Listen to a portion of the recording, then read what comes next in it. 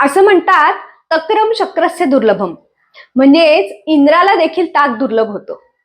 ताक हे पृथ्वीवरचं अमृतच आहे.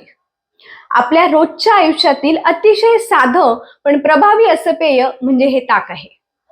ताकाचे पचन सुधारण्यापासून ते वजन कमी होण्यापर्यंत अगणित फायदे आहेत. म्हणूनच आज आपण ताकाविषयी सविस्तर माहिती घेणार आहोत.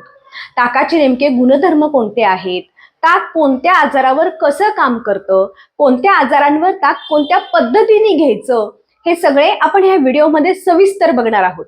नमस्कार, मी वैद्य दीपाली आंबेगावकर पाटील, वेदश्री आयुर्वेदच्या युट्यूब चॅनलमध्ये तुमचं सहर्ष स्वागत.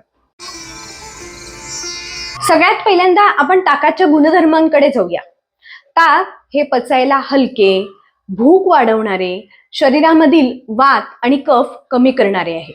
पण ताक हे गुणांनी उष्ण आहे.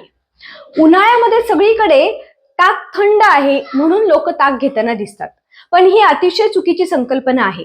ताक हे गुणांनी उष्ण आहे, पण ताकामध्ये जलीय अंश जास्ती आहे आणि म्हणूनच उन्हाळ्यामध्ये ताक फायदेशीर ठरते. आता ह्यानंतर आपण ताकाचे 5 महत्वाचे फायदे कोणते आहेत ते बघणार आहोत. ताक आपला अग्नी म्हणजेच आपली पचनशक्ती सुधारते. आजच्या धकाधकीच्या आयुष्यामध्ये अपचन होणे, गॅसेस होणे, पोट जड होणे असं प्रमाण दिवसेंदिवस वाढत चाललं आहे. त्यासोबतच सेडेंटरी लाईफस्टाईलमुळं IBS सारखे पोटाचे आजारही बळावत चालले आहेत. ह्यामध्ये ताक खूप चांगलं काम करतं. ताकामध्ये लॅक्टोबॅसिलाई प्रेझेंट असतात, जे आपला इंटेस्टायनल गट फ्लोरा चांगला ठेवण्याचे काम करतात. त्यामुळे आतड्यांचं काम चांगलं होतं. आतड्यांमध्ये व्हिटॅमिन B तयार होतं. हे तयार होण्यासाठी ताक आतड्यांना मदत करतं. म्हणूनच ज्यांना B12 ची डिफिशियन्सी आहे अशांनी ताक आपल्या आहारामध्ये नित्यनेमाने ठेवावे. ताकाचा दुसरा फायदा म्हणजे ताक वजन कमी करतं. ताक हे पचायला हलकं आहे, अग्नी म्हणजेच पचनशक्ती चांगलं करतं, शरीरामधील वात आणि कफाचं प्रमाण कमी करतं. म्हणूनच शरीरामधील मेद कमी करण्याचं कामही ताक चांगल्या प्रकारे करतं. विशेषतः ज्यांच्या पोटावर चरबी साठलेली आहे अशा व्यक्तींनी आपल्या आहारामध्ये ताक आवर्जून ठेवावं. ताकामध्ये कॅलरीज आणि फॅट्सचं प्रमाणही खूप कमी आहे.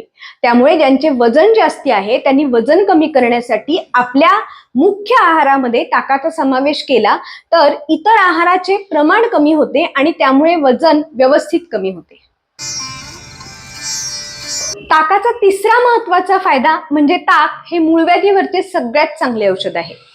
ताक हा अपचन कमी करतो, पोट साफ करायला मदत करतो, त्यासोबतच सूज कमी करतो आणि रक्तस्राव थांबायलाही मदत करतो. म्हणूनच कोणत्याही प्रकारचा मूळव्याध असेल, जसं रक्ती मूळव्याध आहे किंवा ज्याच्यामध्ये रक्त न पडता फक्त आग होत असेल, अशा कोणत्याही प्रकारच्या मूळव्याधीवर ताक हे खूप चांगलं काम करतं. ज्वारीची भाकरी आणि ताजं ताक हा आहार कोणत्याही प्रकारचा मूळव्याध कमी करू शकतो. ताकाचा चौथा महत्वाचा फायदा म्हणजे ताक सूज कमी करतं. ताक हे अँटी इन्फ्लॅमेटरी म्हणून काम करतं. त्यामुळे शरीरामध्ये कोठेही सूज आली असेल तरी ती कमी करण्याचं काम ताक चांगल्या प्रकारे करतं. ताकामध्ये जर धने जिऱ्याची पूड घालून ताक घेतलं तर हे काम अजून चांगल्या प्रकारे होतं. असायटिस सारखा आजार जिथं पेशंटच्या पोटामध्ये खूप पाणी साठतं अशा पेशंटनाही फक्त ताकावर ठेवतात. ताकाचा 5वा महत्वाचा फायदा म्हणजे ताक शरीराला हायड्रेट ठेवायचं काम करतं, फ्रेश ठेवतं, शरीराची प्रतिकारक क्षमता वाढवतं आणि त्वचा चांगली ठेवतं. ताकामध्ये जलीय अंश म्हणजेच वॉटर कंटेंट जास्ती असल्यामुळे उन्हाळ्यामध्ये देखील ताक शरीराला आतमधून हायड्रेट ठेवायचं काम करतं.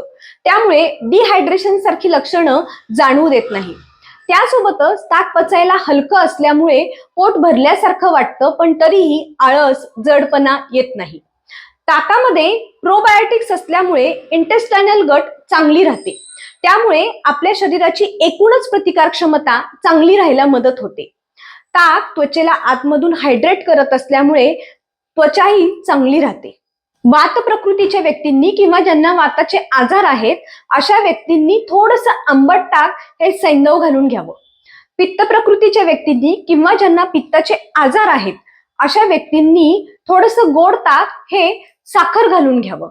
आणि कफ प्रकृतीच्या व्यक्तींनी ताक हे त्रिकटू चूर्ण म्हणजे सुंठ, मिरे, पिंपळी हे चूर्ण घालून घ्यावं.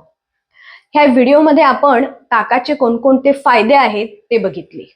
मात्र ताक हे योग्य वेळी योग्य पद्धतीने घेतले तरच ते अमृतासारखं काम करतं. मात्र ते जर चुकीच्या पद्धतीने घेतले तर त्याचा शरीराला त्रासही होऊ शकतो. म्हणूनच पुढच्या व्हिडिओमध्ये आपण ताक घेण्याची योग्य पद्धत कोणती, ताक करण्याची योग्य पद्धत कोणती आणि ताक घेण्याच्या चुकीच्या पद्धती कोणत्या आहेत हे बघणार आहोत. त्यामुळे चॅनलला सबस्क्राईब नक्की करा. धन्यवाद.